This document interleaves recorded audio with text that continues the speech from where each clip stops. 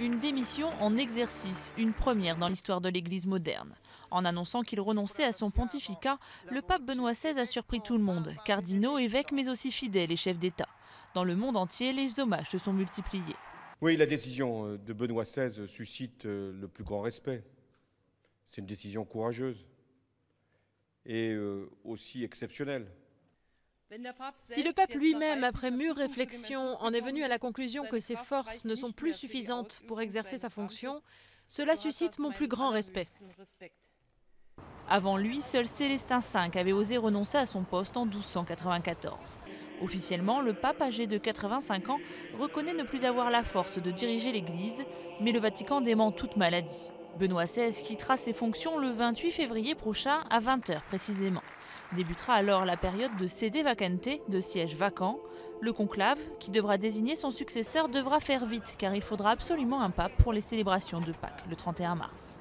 Je pense qu'il n'a pas préparé sa succession. Je pense que cette succession elle est ouverte, qu'il n'y a pas de successeur. On parle beaucoup de cardinal Ouellet, canadien, du cardinal Scola, qui est archevêque de Milan.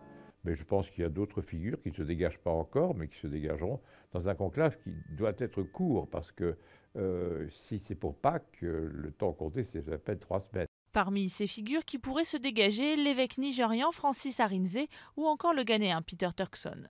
Un pape noir, ce serait une première dans l'histoire de la chrétienté.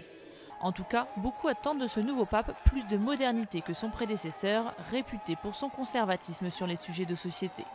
Qui ne se prennent pas pour le bon Dieu et qu'il ait suffisamment d'ouverture d'esprit pour comprendre, ou au moins pour accueillir et pour essayer d'entrer dans des cultures différentes.